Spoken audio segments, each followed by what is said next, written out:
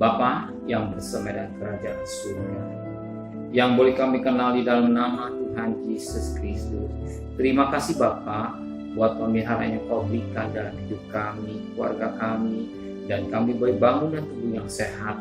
Maka sebelum kami mengadakan akad lain, kami mengadakan mesbah keluarga, mesbah pribadi, kami naikkan pujian penyembahan. Kami rindu juga mendengarkan renungan firman-Mu. Roh Kudus sudah mengurapi hamba-Mu, mengurapi kami dan melembutkan hati kami, sehingga butir firman menjadi berkat buat kami, dan kami juga boleh menaikkan doa sapa kepada Tuhan. Terima kasih Bapa di surga. Dalam doa, terima kasih Tuhan. Haleluya. Amin. Shalom. Pagi, mari sama-sama kita akan membuka Yohanes pasal 10. Yohanes pasal 10 ayat pertama sampai ayat 21. Yohanes pasal 10 ayat pertama sampai 21. Gembala yang baik. Aku berkata kepadamu, sesungguhnya siapa yang masuk ke dalam kandang domba dengan tidak melalui pintu, tapi dengan memanjat tembok, ia ada seorang pencuri dan seorang perampok. Tapi siapa yang masuk melalui pintu, ialah gembala domba. Untuk dia penjaga membuka pintu, dan domba-domba mendengarkan suaranya, dan ia memanggil domba-domba yang masing-masing menurut namanya dan menunjuknya keluar. Jika semua dombanya telah dibawanya keluar, berjalan depan mereka, dan domba itu mengikuti dia karena mereka mengenal suaranya. Tapi seorang asing pasti tidak mereka ikuti, malah mereka lari daripadanya, karena suara orang asing tidak mereka kenal. Itu yang dikatakan Yesus dalam perumpamaan kepada mereka, saat mereka tidak mengerti apa maksudnya. Ia berkata demikian kepada mereka. Maka kata Yesus sekali lagi, aku berkata kepadamu, sesungguhnya aku pintu ke domba-domba itu. Semua orang yang datang sebelum aku adalah pencuri dan perampok, dan domba-domba itu tidak mendengarkan mereka. Akulah pintu, barang siapa masuk melalui aku, ia akan selamat, dan ia akan masuk dan keluar menemukan padang rumput. Pencuri datang hanya untuk mencuri dan membunuh dan membinasakan. Aku datang supaya mereka mempunyai hidup dan mempunyai dalam segala kelimpahan. Aku gembala yang baik. Gembala yang baik memberikan nyawanya bagi domba-dombanya. Sedangkan seorang upahan yang bukan gembala dan bukan pemilik domba-domba itu sendiri, ketika melihat serigala datang, meninggalkan domba-domba itu lalu lari. Sehingga serigala itu menekan dan mencerai-beraikan domba-domba itu. Ia lari karena ia seorang upahan dan tidak memperhatikan domba-domba itu. Akulah gembala yang baik, dan aku akan mengenal domba-dombaku, dan dombaku mengenal aku. Sama si Bapa mengenal aku, dan aku mengenal Bapa, dan aku memberikan nyawaku bagi domba-dombaku. Ada lagi padaku domba-domba lain yang bukan dari kandang itu. Domba-domba itu harus kutuntun juga, dan mereka akan mendengarkan suaraku, dan mereka akan menjadi satu kawan dengan satu gembala. Bapa mengasihi aku, oleh karena aku memberikan nyawaku untuk menerimanya kembali. Tidak seorang pun mengambil daripadaku, melainkan aku memberikan menurut kodakku sendiri. Aku berkuasa memberikannya dan berkuasa mengambilnya kembali ke tangan tugas yang kuberi terima dari Bapa. Maka timbullah pula pertentangan di antara orang-orang Yahudi karena perkata itu. Banyak di antara mereka berkata, ia keraskan setan dan gila. Mengapa kamu mendengarkan dia? Yang lain berkata, itu bukan perkataan orang yang kerasukan setan, melainkan setan memberikan mata. Dapatkah setan memberikan mata orang-orang buta? Kita perhatikan mutiara yang indah.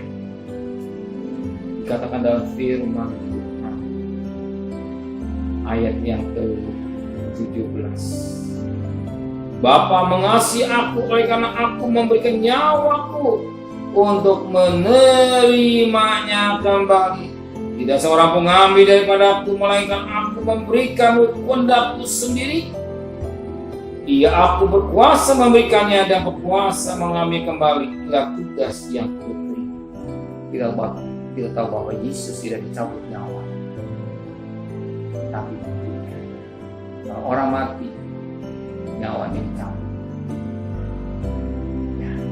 Nyawanya dicabut, maka manusia itu ada tubuh, daging, ada roh, ya, nyawanya dicabut. Tetapi Yesus memberikan Dia berikan nyawanya, bukan dia ambil.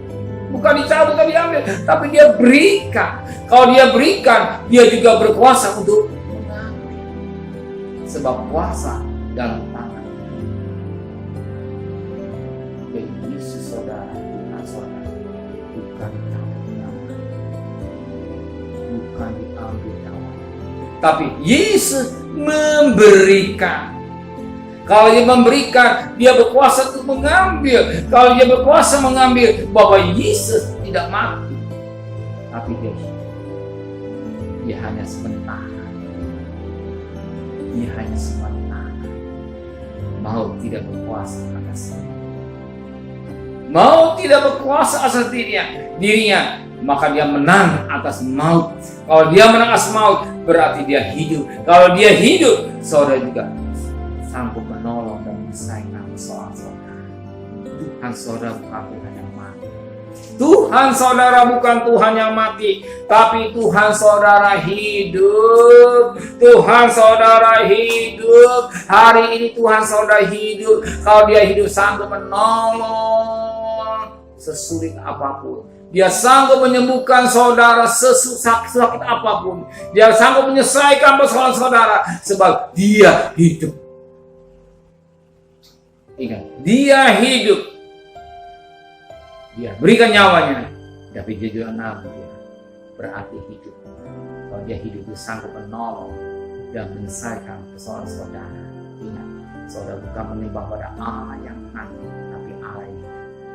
Tuhan semana yang hidup. Ya, Allah mana yang mati? Yang hidup. Tapi Allah yang saya sembah dalam nama Yesus, dia hidup. Kalau dia hidup, dia sanggup menolong saudara, dia sanggup menyelesaikan saudara, dia sanggup membuka jalan buat saudara, dia sanggup memulihkan ekonomi saudara.